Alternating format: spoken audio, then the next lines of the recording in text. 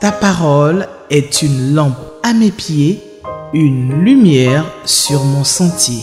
Psaume 119, verset 105. La méditation.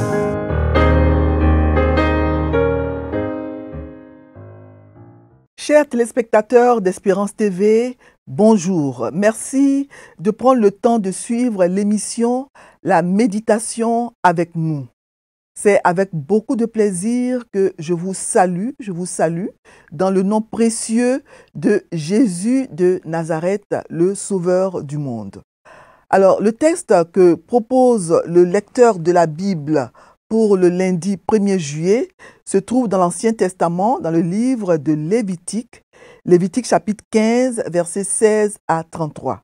Lévitique 15, 16 à 33. Et nous allons prier avant de le lire. Seigneur, tu dis dans ta parole, dans Matthieu 4, 4, que l'homme ne vivra pas de pain seulement, mais de toute parole qui sort de ta bouche. Nous voulons, Seigneur, te confier ce moment. Nous voulons, Éternel, nous nourrir de ta parole. Nous voulons, Seigneur, qu'elle nous permette de grandir dans notre foi, que nous puissions apprendre à mieux te connaître, pour mieux t'aimer et pour mieux te servir. Bénis ce moment, Seigneur. Dispose-nous à l'écoute de ta parole et permets que nous puissions la comprendre, qu'elle nous fasse du bien. Au nom de Jésus. Amen.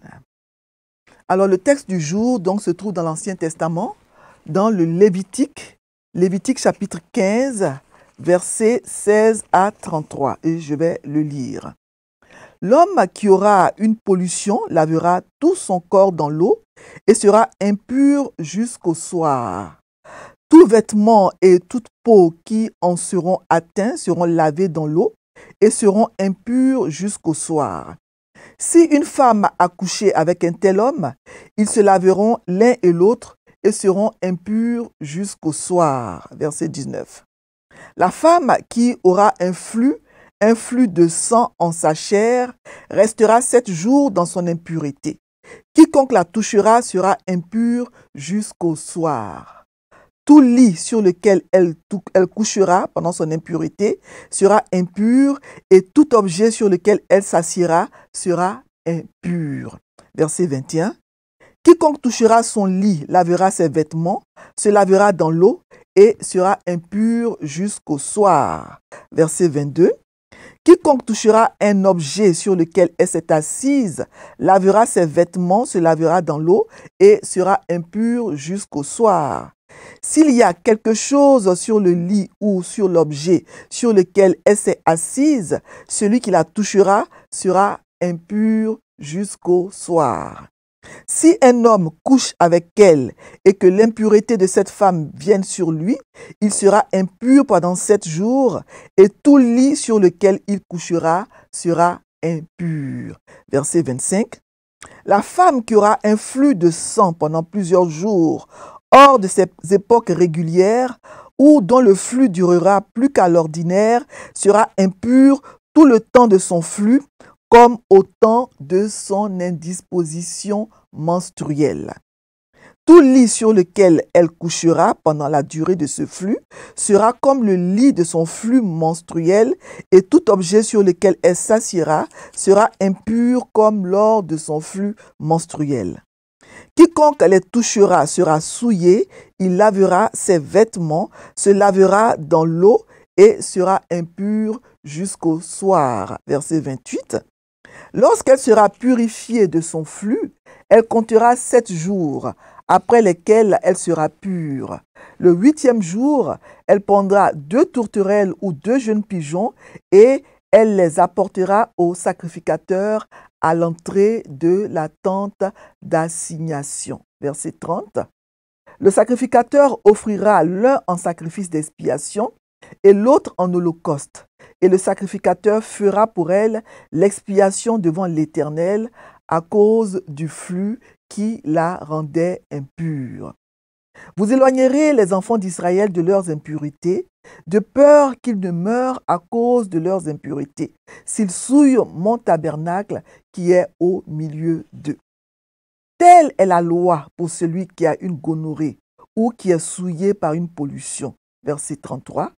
Pour celle qui a son flux menstruel, pour l'homme ou la femme qui a un flux, et pour l'homme qui couche avec une femme impure. Tel est donc le texte que nous devons de lire. Et je rappelle donc que ce texte-là se trouve dans le Lévitique 15, versets 16 à 33. Alors, le chapitre 15 du Lévitique parle des impuretés qui sont associées à différents types d'écoulements, normaux et anormaux, qui proviennent des organes reproducteurs de l'homme et de la femme.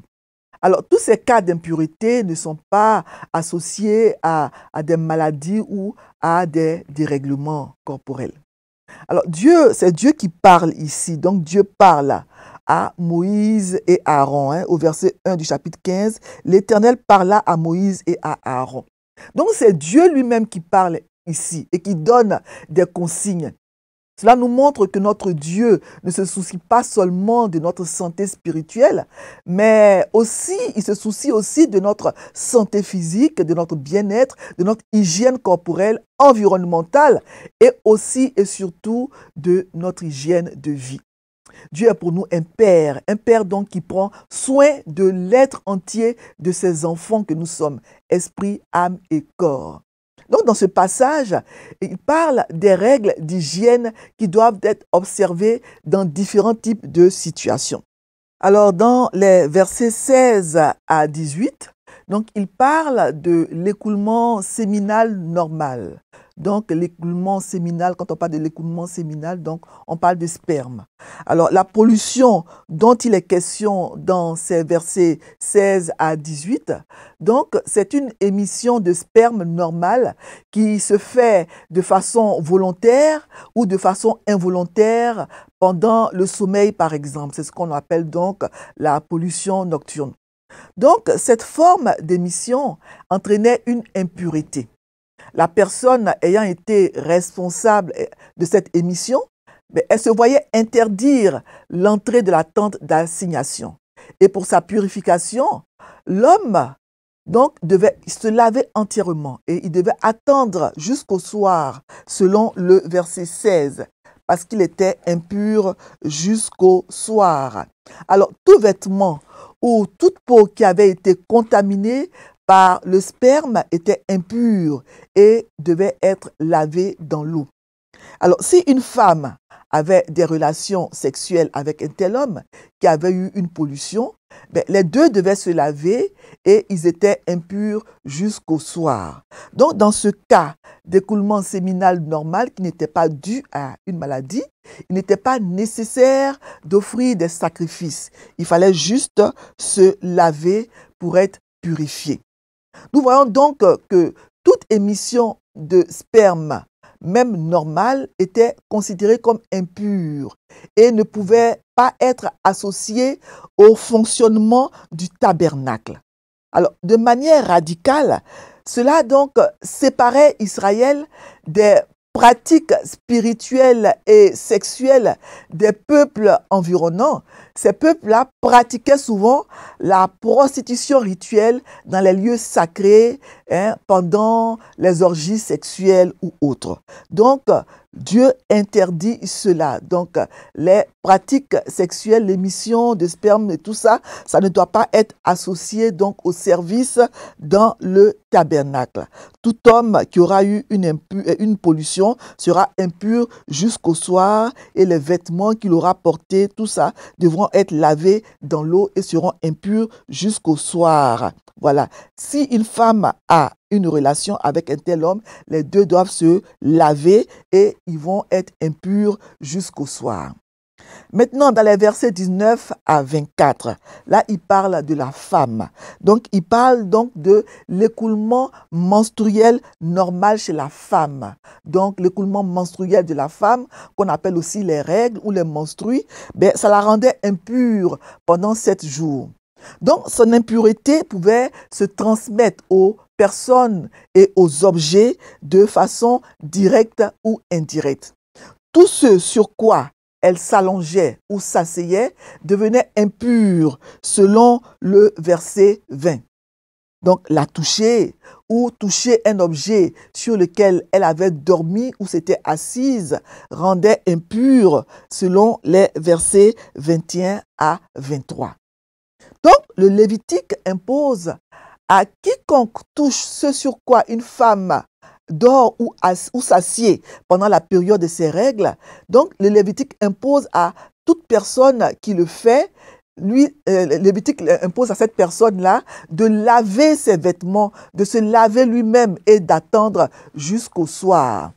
Un homme qui avait des rapports sexuels avec elle se rendait lui aussi impur pendant 7 jours et communiquait son impureté au lit sur lequel elle se couchait ou il se couchait, selon le verset 24. Donc, c'est là encore un autre exemple de transmission indirecte de l'impureté qui va jusqu'au 2e, voire au 3e degré. Le principe énoncé au verset 24 visait clairement à déconseiller donc les rapports sexuels avec une femme pendant la période des règles. Donc, dans ce cas d'écoulement menstruel normal, qui n'était pas dû à une maladie, il n'était pas nécessaire d'offrir des sacrifices. Il fallait juste se laver et laver ses vêtements comme chez l'homme pour être purifié. Alors, dans les versets 25 à 30, ici, il est question de l'écoulement anormal chez la femme en dehors de la période des règles. Alors, tout écoulement menstruel anormal en dehors de la période des règles rendait donc la femme impure, selon le verset 25. Si une femme a une perte de sang autre que celle des menstruations normales, il peut s'agir de règles qui sont de plus longue durée ou de perte de sang en dehors du cycle menstruel normal. Donc, cette femme-là devient impure. Et son impureté se transmet aux personnes et aux objets qu'elle touche, soit directement, soit indirectement. Et dans le verset 26 à 27, on voit cela. Donc, elle transmet son impureté donc à tous ceux qu'elle touche. Donc, pour se purifier, la personne contaminée par le contact avec ce sur quoi la femme a dormi ou s'est assise devait simplement laver ses vêtements, se laver elle-même et attendre jusqu'au soir. Le processus de purification de la femme présentant un écoulement menstruel anormal, c'est la même chose que dans le cas de l'homme qui est atteint d'un écoulement séminal anormal. Et on voit que dans ce cas, le sacrificateur ne jouait aucun rôle dans la guérison. Mais la femme devait, comme pour l'homme d'ailleurs, souffrant d'un écoulement séminal anormal dû à une maladie, la femme devait donc le 8e jour apporter 2 tourterelles ou 2 jeunes pigeons à la tente de la rencontre. Donc l'un des oiseaux servait au sacrifice de purification et l'autre à l'holocauste, selon les versets 29 à 30. Le 8e jour, elle prendra 2 tourterelles ou 2 jeunes pigeons et elle les apportera au sacrificateur à l'entrée de la tente d'assignation. Le sacrificateur offrira l'un en sacrifice d'expiation et l'autre en holocauste, et le sacrificateur fera pour elle l'expiation devant l'Éternel à cause du flux qui la rendait impure. Donc, la femme était ainsi réconciliée avec Dieu et pouvait réintégrer la communauté de l'Alliance. Alors, les lois de cette section dans laquelle il est question de l'écoulement menstruel anormal en dehors de la période des règles, vraiment nous font penser à un épisode de la vie de Jésus. Dans Marc 5, les versets 24 à 34, on ne va pas lire le texte. Vraiment, Marc raconte l'histoire d'une femme qui souffrait d'une perte de sang depuis 12 ans. Donc la femme, elle était considérée comme impure et devait se garder de toucher qui que ce soit sous peine de lui transmettre son impureté. Cela explique pourquoi elle était si effrayée quand elle a raconté à Jésus ce qu'elle avait fait. Elle savait qu'elle avait enfreint les lois lévitiques, mais Jésus la rassura en lui disant « Ma fille, ta foi t'a sauvée, va en paix ». Donc, alors que la société juive isolait les exclus et les pécheurs, Jésus, lui, s'approchait de ces personnes et il brisait ainsi les barrières sociales. Alors, les offrandes de purification devaient être faites pour les écoulements dits anormaux chez l'homme, écoulements dus à une maladie ou de sang chez la femme. Tous les écoulements anormaux, tant chez l'homme que chez la femme, devaient donc être suivis de purification. Voilà. Et dans les versets 31 à 33, il fait donc une sorte de résumé de tout ce qu'il a dit dans ce chapitre.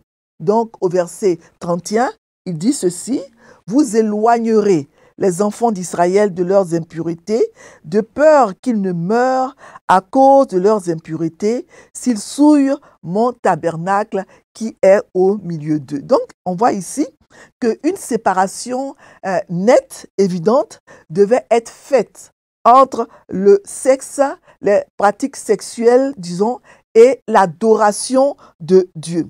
Bon, pour le monde normal, le monde moderne plutôt dans lequel nous vivons, cela semble normal, hein?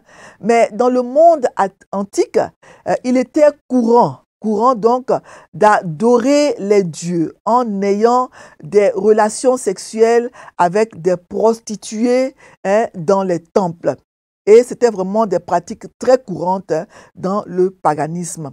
Mais Dieu qui est saint, il ne voulait pas de cette association dans son culte. Ce serait donc une abomination devant Dieu de se livrer à une activité sexuelle dans l'enceinte du tabernacle. Vous vous rappelez cette histoire hein, dans 1 Samuel chapitre 2, verset 22, où on parle des fils d'Élie, ces fils d'Élie qui agissaient mal et qui couchaient même avec les femmes hein, à l'entrée de la tente d'assignation. Cette pratique abominable avait déclenché la fureur de Dieu et les deux fils d'Élie, Ophni et Phiné, sont morts le même jour. Ils ont été châtiés sévèrement et ils sont morts le même jour. Alors, en suivant ces instructions données par Dieu, les Israélites, donc, ils s'éloignaient de leurs impuretés, de peur qu'ils ne meurent à cause de ces impuretés-là. Voilà, c'est ce que Dieu dit dans le verset 31. Les gens impurs ne pouvaient pas participer au culte rendu à Dieu dans la tente de la rencontre. S'ils le faisaient, ils n'auraient pas seulement souillé la tente de la rencontre, mais ils auraient également risqué la mort. La mort des fils d'Aaron, Nadab et Abihu, qui avaient apporté devant l'Éternel du feu étranger, qui ne leur avait point été ordonné, selon Lévitique 10:1, servait d'exemple du sort qui attendait quiconque oserait entrer dans la tente de la rencontre dans une condition inacceptable. Lévitique 10:1 rapporte cet épisode-là de la mort des fils d'Aaron, Nadab et Abihu. On va lire ça rapidement. Les fils d'Aaron, Nadab et Abihu prirent chacun un brasier, y mirent du feu et posèrent du parfum dessus. Ils apportèrent devant l'Éternel du feu étranger, ce qui ne leur avait point été ordonné. Et au verset 2, on dit « Alors le feu sortit de devant l'Éternel et les consuma. Ils moururent devant l'Éternel. » Châtiment sévère. La sanction, c'est la mort. Voilà. Donc, il est important pour nous aujourd'hui, chrétiens du 21e siècle, il est important pour nous de considérer ces lois de propreté du point de vue du Nouveau Testament. Parce que justement, dans le Nouveau Testament, dans Marc 7, Jésus critique les pharisiens pour leur insistance excessive sur la propreté cérémonielle extérieure et leur manque de respect pour la propreté intérieure.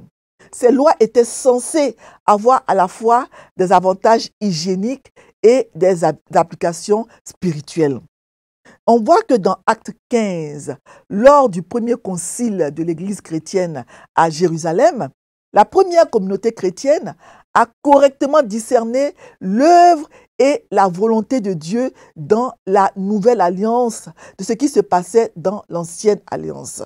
Sous la nouvelle alliance, le croyant n'est pas lié à toutes ces lois de pureté rituelles.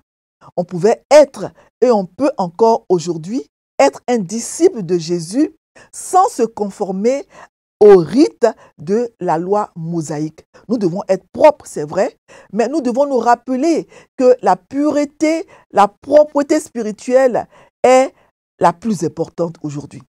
Vous vous rappelez ce que Dieu dit, ce que Jésus plutôt dit dans Matthieu 23, dans les versets 27 à 28, on ne va pas les lire. Il dit que les pharisiens et les scribes sont des hypocrites. Ils ressemblent à des sépulcres blanchis.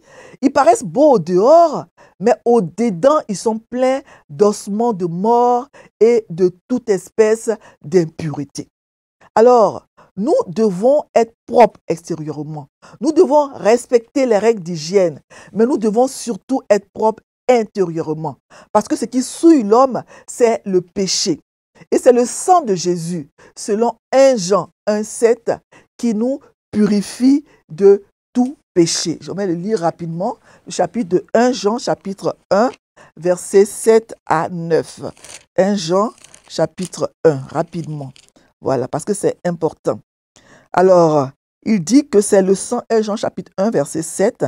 Le sang de Jésus, son Fils, nous purifie de tout péché. Si nous disons, verset 8, si nous disons que nous n'avons pas de péché, nous nous séduisons nous-mêmes et la vérité n'est point en nous. Mais si nous confessons nos péchés, Dieu est fidèle et juste pour nous purifier et pour nous pardonner de toute iniquité. Alors nous devons être reconnaissants à Jésus pour son sacrifice sur la croix, parce que nous n'avons plus à craindre aucune souillure sauf celle du péché. Nous n'avons pas besoin de purification cérémoniale et fastidieuse. Nous n'avons plus à observer tous ces rituels décrits dans ce passage. Rester enfermés pendant 7 jours, offrir des animaux en sacrifice, etc. Nous sommes des privilégiés, nous qui vivons dans la nouvelle alliance. Et nous devons dire merci à Dieu pour cela. Merci à Jésus pour son sacrifice. Mais ce n'est pas parce que nous sommes sous le temps de la grâce, de la nouvelle alliance, que nous pouvons nous permettre de vivre dans la licence du péché et ignorer les règles d'hygiène. Nous devons nous efforcer constamment d'être saints, d'être purs, d'être propres, même dans les aspects les plus privés de notre vie, ce que les gens ne voient pas.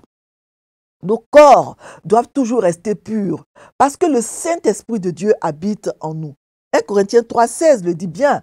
Ne savez-vous pas que vous êtes le temple de Dieu et que le Saint-Esprit, l'Esprit de Dieu, habite en vous?